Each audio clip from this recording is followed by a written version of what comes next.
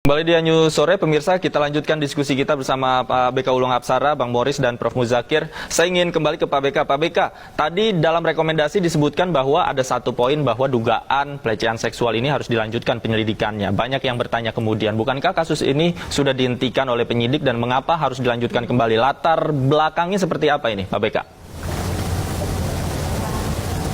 Ya, memang dalam salah satu kesimpulan Komnas HAM yang tadi disampaikan ada dugaan kekerasan seksual yang dilakukan oleh almarhum Brigadir J kepada saudari PC di Magelang tanggal 7 Juli 2022. Sementara laporan yang sudah dihentikan penyelidikannya oleh kepolisian adalah terkait dengan dugaan peristiwa kekerasan seksual yang ada di tanggal 8 yang di Duren 3. Dan itu kan kita sudah tahu bersama bahwa itu tidak terjadi, tidak ada peristiwa kekerasan seksual di Duren 3, dan itu kemudian Komnas memandangnya itu adalah bagian dari skenario yang disusun oleh FS untuk mengaburkan fakta peristiwa yang ada dan juga menguatkan begitu ya, menguatkan posisi yang bersangkutan. Dan ini yang juga menjadi bagian dari obstruction of justice begitu. Oke, artinya apakah jangan-jangan kemarin ketika rekonstruksi ditemukan fakta-fakta baru yang mengindikasikan dugaan pelecehan ini terjadi? Kemarin di lapangan ditemukan hal itu, Pak BK? Jadi kami ini mendasarkan kenapa kemudian Komnas HAM dan Komnas Perempuan menduga ada kekerasan seksual itu didasarkan pada keterangan saudari PC, kemudian saudari S, dan juga keterangan ahli psikologi klinis yang mendampingi Ibu PC dari sejak peristiwa ini ada begitu. Jadi kami menggunakan permintaan keterangan dari tiga pihak itu untuk kemudian menyimpulkan bahwa memang ada dugaan. Ini baru dugaan ya, karena baru indikasi awal. Tentunya kemudian dari penyidik kepolisian harus menindaklanjutinya dan kemudian nanti di pengadilanlah membuktikan ada tidaknya begitu. Oke, saya ke Bang Moris. Bang Moris, tanggapan Anda, masih ada dugaan, indikasi dugaan pelecehan seksual yang terjadi, Bang Moris? Saya nggak ngerti nih ya rekomendasi Komnas HAM sama Komnas Perempuan ini. Kenapa ada lagi keluar lagi yang namanya pelecehan seksual? Kalau hanya berdasarkan pengakuan Putri, kita kan tahu bagaimana dari awal kasus ini Putri itu selalu keterangannya berubah-ubah. Nah, kita juga tidak tahu kapan ini PC ini memberikan keterangan kepada Komnas HAM dan Komnas Perempuan. Karena kan yang baru memberikan keterangan PC ini kan saat diperiksa di Dirtipidum aja. Kalau di Komnas HAM kan selalu kondisinya belum stabil, belum bisa ngomong. Nah, kalaupun ada pelecehan terjadi di Magelang, apa yang membuat Komnas HAM ini yakin dan bukti apa? Kalau hanya pengakuan, kami kuasa hukum, kami sudah tidak percaya yang namanya yang namanya PC.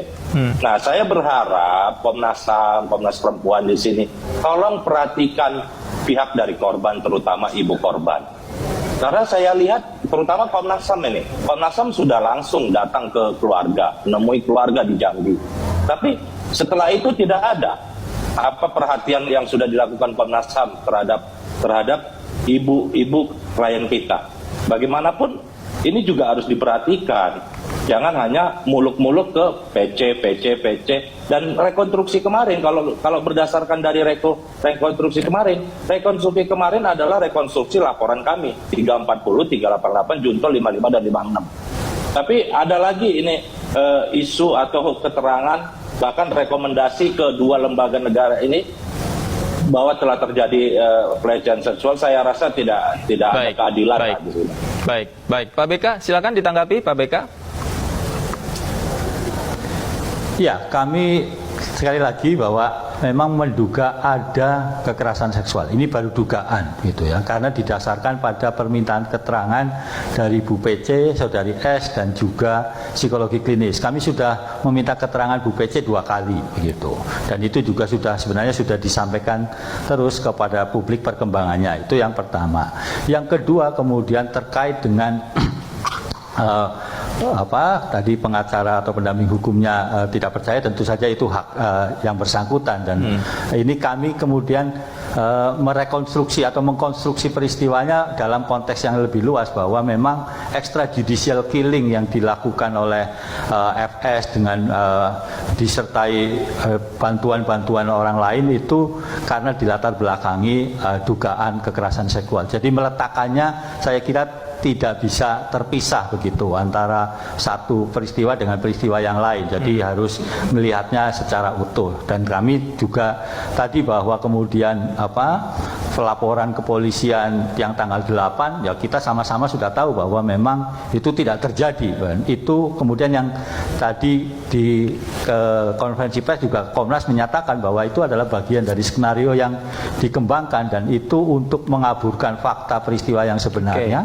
Kemudian menghalang-halangi hak korban untuk mendapat keadilan, dan itu juga sudah jadi kesimpulan Komnas. Oke, Pak BK, tadi disebutkan juga oleh Bang Moris bahwa ternyata yang butuh perhatian juga adalah keluarga dari Brigadir Joshua. Seperti apa sejauh ini Komnas HAM berkoordinasi dengan keluarga Brigadir Joshua?